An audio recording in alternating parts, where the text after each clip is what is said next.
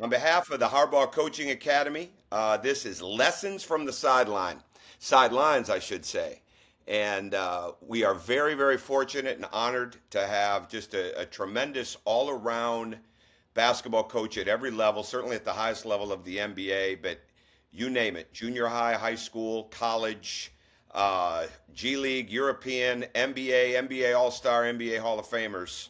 Coach Tim Grgurich has touched their lives and touched their games to help make them better. And I know that I'm not going to be able to give him a lot of compliments on this podcast because he's not going to want to hear them from me because it could be 45 minutes of compliments. But we're going to get into a ton of what this is all about, which is lessons. And not only lessons that he's lived, but lessons that I think all of us as coaches, leaders, parents, you name it, there's things to take from this because when I think of Coach Grgurich, I think of fundamentals, I think of intensity, I think of doing your best no matter what, I think of showing up, and I think of no excuses. And there's a lot of things that fall under that. So, Coach, thank you for being with us. Welcome. And I want to go back. I don't want to go back all through life, but I want to go back to what so many people have heard about, maybe watched, but probably weren't fortunate enough to see on a basis of what really developed when you guys were together with Coach Jerry Tarkanian and Mark Warkentine and Cleveland Edwards and everybody at UNLV. How would you describe a UNLV practice when you guys were competing and winning championships like national championships? Well, I think it all felt around Coach Tarkanian and Coach Tom. You know our background because you were at Michigan State. Michigan State and UNLV played all the time and competed.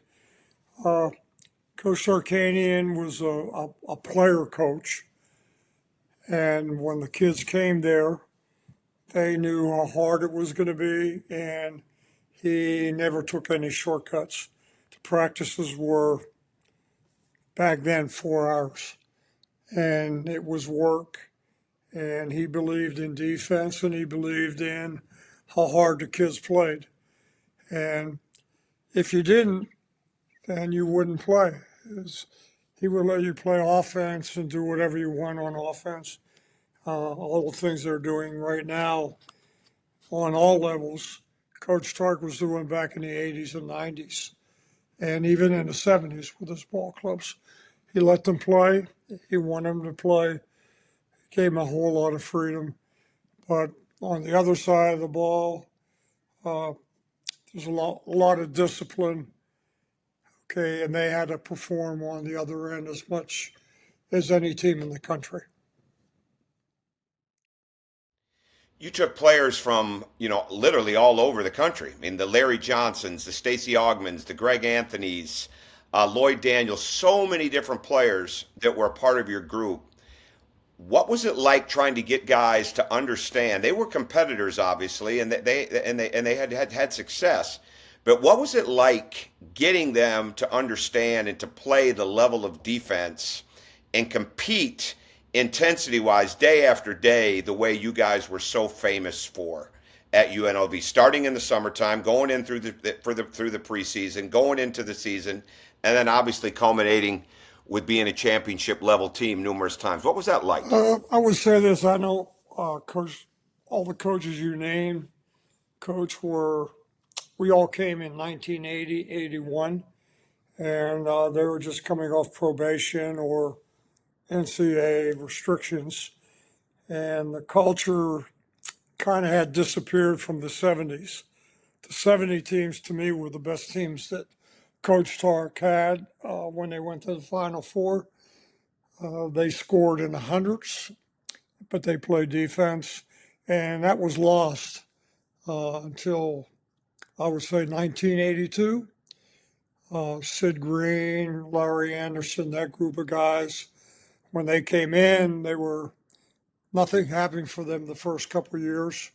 It wasn't until they were seniors, and I would say that group started everything again that was in the 70s, and said we're going to do it with either characters or character.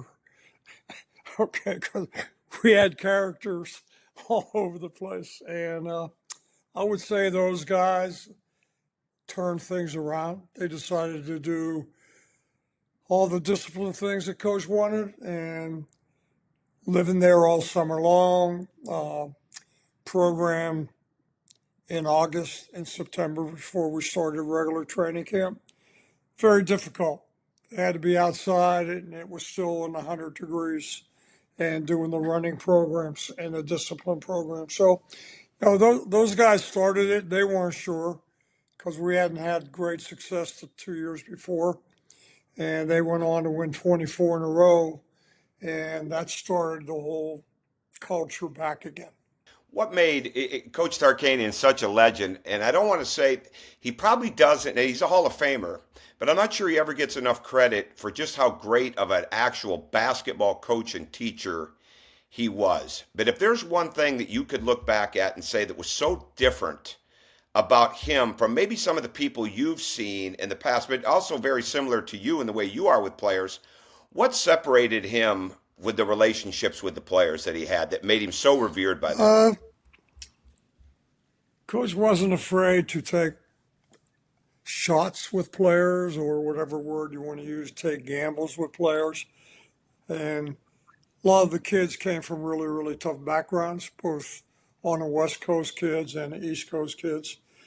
And he believed in them, and he stuck with them through all their faults or all their successes. And no one ever transferred. No one ever transferred. He never asked a player to leave the program, no matter what. You had to, when you came, you had to finish.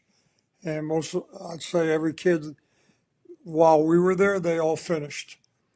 They all finished their 4 years or 2 years coming out of JC. And he lived by him, totally lived by him. Everybody had a lot to say about him. And he stuck up for him, and he believed in him. And I've not been around a man like him before.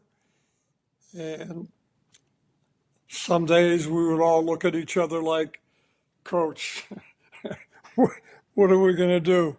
He says, hey, we brought him here. We're sticking with him. They're not going anywhere, and neither are we. And somehow, some way, he had a way to do it, and we all believed in him.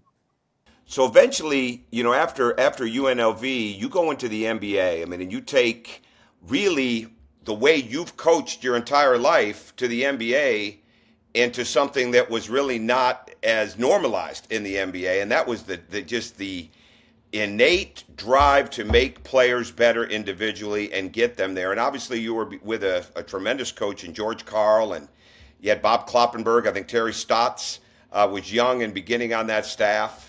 But when you first got to the NBA and started working with Sean Kemp, Gary Payton, Detlef Schrempf, Eric Snow, a great success story for you, Nate McMillan, we can go right on down the line.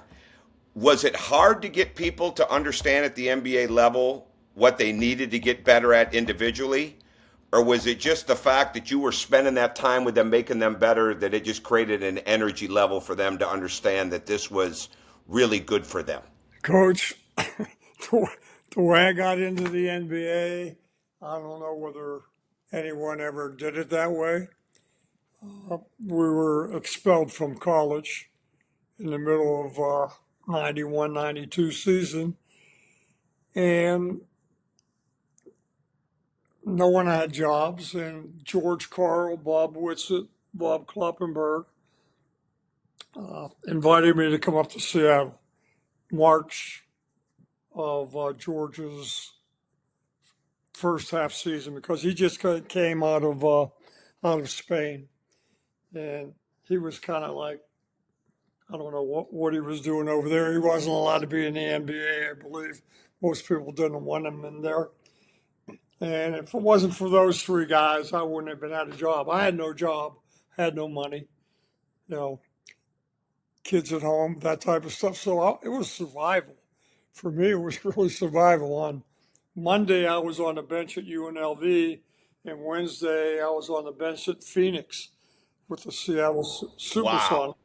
Wow. And I didn't know that. I didn't know it was that It was quick. unbelievable. Wow. And I'm like, George, what do I do? I don't know one player on the team. What do I do? He said, do what you did at UNLV. I said, you don't even know what we did at UNLV. But one day in college, the next day in the NBA, and I was scared to death. I'm like, what am I doing here? This is totally whatever. But Who were some of the players? Who were some of the first players that were there when you got there? coach, they were a great group of guys. They were tough, older guys, a lot different than now. Ricky Pierce, Eddie Johnson, Ricky Michael Pierce. Cage, uh, Sean Kemp was young, Gary Payton was young, Nate McMillan was very mature. He was still a young guy, but he was the hub of the team. Attitude, who he was as a young man, what he was all about. Uh, but I'm like, what am I doing here? What do I say to them? I'm sitting on a bench here looking at me. I'm looking at them. Derek McKee was the most funniest of the group from Alabama because Alabama was like UNLV back in the day. Their players were like our players. He kept looking at me, said, can't cheat here, coach. They don't cheat in the NBA.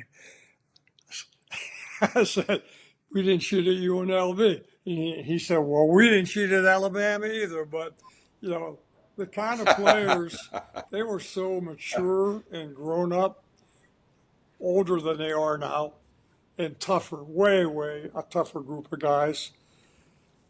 And I was there March, I don't know, March 10th or whatever it was, through the rest of the season, and we went to the second round of the playoffs. I don't know how that happened, but had to do with George, Bob Whitsitt, Bob Kloppenberg, and those kids.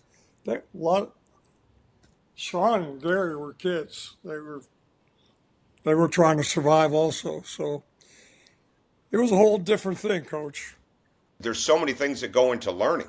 There's so many different ways to learn. But one thing that's always stood out to me with you and with other great coaches and what you really try to emulate when you're coming up is, and I wasn't always good at this early on, but I really learned a lot about this because I've seen you do it so long.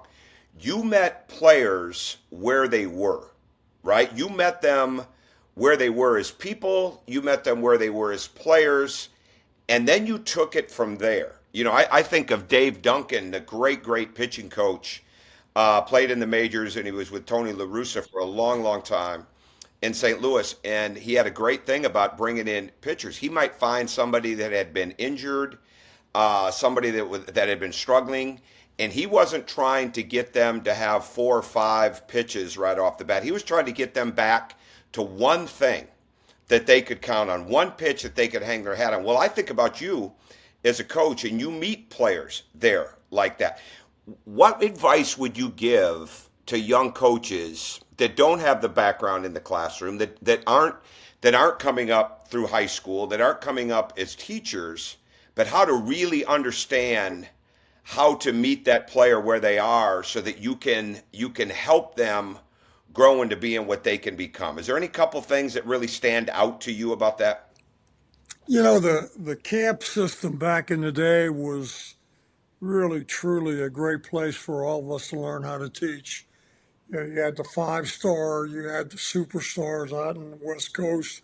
You had camps on campuses, you had camps all over the place, and all the coaches would come and gather there in the summertime. You might have go to the University of Maryland when they had their great camp down there, and you might have 25 coaches there for a week that you would hang on to, talk to, spend the night with after the camp was over.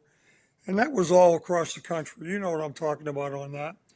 And Sure, absolutely. Yeah. everybody, you went to Bobby Knight's camp, or you went to this camp or that camp, and you would go to Pete Knowles' camp and you would gather with all the NBA guys, or you would come to our camp in Vegas back in 92 when it started. And we end up having like 50, 60 coaches there every summer. And we're sharing the court. We're all doing stations together. And no one's holding back. They're all coaching They're all telling kids what they need to do, and we're all trying to help each other. To me, that's the best information I can give to a kid who wants to come around. Hey, come to the camp. You're going to work a station with good people. You're going to work stations with players that you might not be able to handle or don't know how to handle. And you're going to watch someone else handle those players because they win games. Those players win games. Whatever you want to say about guys who are off center or whatever whatever word you want to use, you have to be able to handle those guys because they're going to win games for you, and you can learn to trust them, and they have to learn to trust you. If someone doesn't trust each other, you're not going to win a game. No, I'm with you, and I think I watch this a lot. When you see other practices, and I know you and I've had this conversation, that there's not enough really teaching the young coaches how to coach, right, or what the responsibilities are, how to push and drive.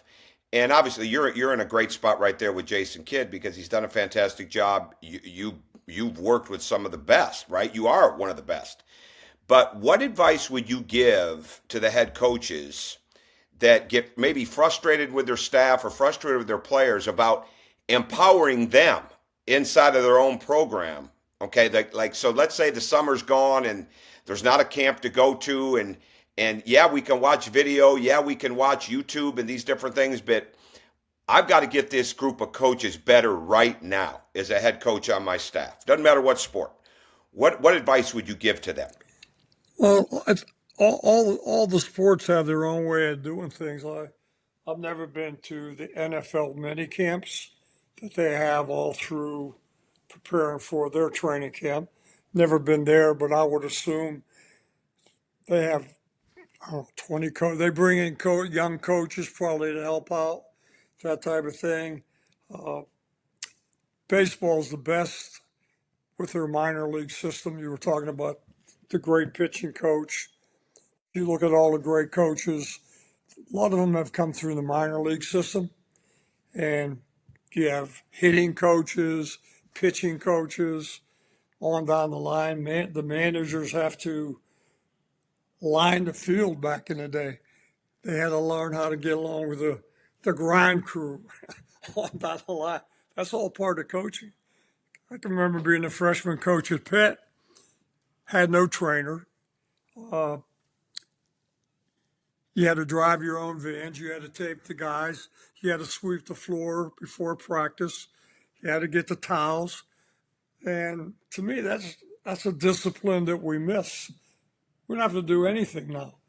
All you do is show up. There's 20 trainers, and 10 weight training coaches, and on down the line. That's the way life is. Things have changed. First came into the NBA, there weren't any strength and conditioning coaches. I think Tim Grgurich, Bobby Medina, they were two of the first, and no one else. The trainers did it. The trainers were only one trainer. There weren't assistant trainers. And they would do the weight training. They would help out with the equipment, all that kind of things. And Handle the money, handle the travel, handle the hotels, they all were that stuff, important. right? They handled the per diem because the per diem was cash back then. That was huge. Okay, but those kind of little things that if you have a great trainer like we had in Seattle and UNLV, Jerry Kolosky, UNLV, and Frank Furtado at Seattle, you learn so much from those guys. I mean, they're in there. Sure. They're in there with the players every day. Players tell them everything. Tell them more than they're going to tell me. And if they're loyal, they can get over to you what that player is going through off the court, on the court, especially in the NBA. At UNLV, it was important too because the kids were, no, we almost lived like a pro player. We had apartments and they lived in a great city. So Jerry Kolosky was very, very important to us. Okay, so he knew what the kids were doing, where they were. Uh, that's all learning, Coach Solomon. We're Yeah. talking about No, you're we're right. And talking that's about the learning epitome of and this teaching. There's Sure. so many people to learn from, and in basketball right now, all the mini camps we have, uh, Hmm. summer league, the G League. I, if I if I had a program in the NBA, I would send one of my full time assistants down to the G League for a week at a time. Send one coach down every week and just work with the coaches and It's a work great with the point. players. That's a great point. That's a great point. And I want to ask you a couple more before we wrap up. And this has been great. When we just talked about all the people that are around, right? And there's so many people inside a NBA building or an NFL building, a college building, right? Let's go to the player. Let's go to that young player that's trying to get on the floor, that has scored and made baskets all his life, but maybe all of a sudden he's come into the NBA and he's got to figure out a way to play. And it's not just going to be about the scoring. It's going to be about the ball movement, the impacting the game on both ends, the rebounding, the hustle. What's some of the key things that you've used over a period of time to help players understand how to find a role when that role is not clear for them in their own mind? Oh, one of the things I look at all the teams, you have to be with your own team to understand all those kids you have in your program and the coaches you have hired, the trainers you have hired, the veterans on your team, how good they are. Some veterans are way better teachers than we are, and some veterans aren't. Uh, Tyson Chandler right now is a great, great teacher. But I remember when he came in the league at 18 and 19, he needed all the teachings that he could get, everything that he could get. So every team, for example, we use our team. We have Cooper, and now you have about five other guys. We have a kid from Memphis, Musa, Cece. Okay, total opposites of where they are. Okay, then you have a kid like Brandon Williams who came. His career is like from the bottom up. And now he's on. Now Exactly. he might be he's in a very important position right now with all the injuries. And And a year ago, he wasn't even a no, two-way, no, right? At but this point, so it's an amazing. No, that's what we're talking about. and I think that I've got a lot of respect for Jason because I've known Jason since recruited him in high school. And Jason, like all of us, he had his ups and downs all over the place, and he kept coming and coming. And he feels all that right now. I mean, I'm not worried. I'm sure there's 100 guys, NBA coaches in the past now, that have that same feel. They have a feel, and he just has a feel. For him to be able to do what he did with Kyrie and Luca and the staff, Sean, all your son, all the guys that were on that staff during that time. I say Sean because Sean, we go back. Oh, absolutely. Sean Sweeney, for those that don't know, who's now in San Antonio, but just did a tremendous job. He's done a tremendous job in the NBA, and he certainly did a tremendous job at Dallas. And coach is also referencing our son Riley Crean, who's now starting his fourth year. But you're exactly right, and that's the thing I think is as we close this, that there's so many things we can talk about, and the way that you're a purist in the way that you can adjust.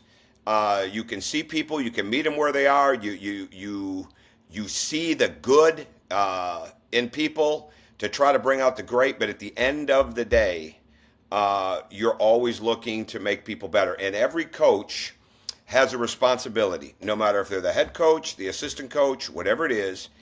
They have a responsibility to help bring greatness out of every player or bring a player closer to greatness every day. And Coach Gerg, that is exactly what you do, and it has been instrumental in a lot of lives, including mine. And Coach, I just can want to I close can I with can I thanking you. interrupt you real quick? Well, no, you don't like it. That's why I saved it for the end. I saved the Can I compliments for can the I end. interrupt you for real quick? Because if you hang No, up on no. me, then we're already Well, done. all the things you just said is the world of coaching. everything you just brought up is the world of coaching and teaching. Okay, and I Sure. brought up Sean's name because he's very, very similar to Mike Brown. When I first met Mike Brown as a video coordinator, when I first met Sean, I was going to Milwaukee and he was with Jason over in New Jersey. Okay, and spent the summer with Sean, spent the summer with Mike. They're the same as players. You got to bring them along the same as you bring players along, and they're going to fight you just like a player fights you. They're going to like, oh my God, what does he know or what he doesn't know? And we're all the same as young coaches. Shit, I thought I was supposed to be a head coach when I was a freshman coach. Man, I can do that shit. Then when I got it, I'm like, God damn, you don't know anything. Excuse my language. I'm sorry. Okay, but That's all right. you finished Podcast. on a great note because that's who we are as coaches. Okay, I look at Lane Kiffin, his father, and I look at the gentleman who was at Pittsburgh Steelers. Those two defensive coaches, I admired them. I used to watch what they were doing to learn from them, and I don't know Sure. anything about football. So you learn the coaches have to learn also, same as the players. Well, that's what this podcast is all about. The Harbaugh Coaching Academy is to try to branch this out. The last thing that this podcast will be is anything generic. It's going to all be about the truth of coaching, what it takes, whether it's players, whether it's coaches, whether it's leadership, those type of things that people can use in real time. And they're not always comfortable to use, but winning is really, really hard. And having success is really, really hard. And so you've got to do hard things and you've got to do them consistently. You got to do them well. And you can't get tired of the fundamentals. You can't get tired of getting better. And coach, that is exactly what you epitomize to me. You always have. And really appreciate you doing this. You're doing this. You're in Dallas. You're still a part of that staff. You're not there every day like the days before because you live in Vegas, but you're in Dallas right now. It's an off day in Dallas, and you're filming this with us from the Maverick offices. And I just really, really appreciate this. Appreciate what you mean to me, what you mean to my son, and certainly, I think I would speak on behalf of a whole bunch of people. What you mean to coaching, teaching, and not only in basketball, but coaching and teaching in life. So, thank you for doing this. Really, really appreciate it, and I think people are going to get a ton from this. So, thanks a lot, Coach Berg.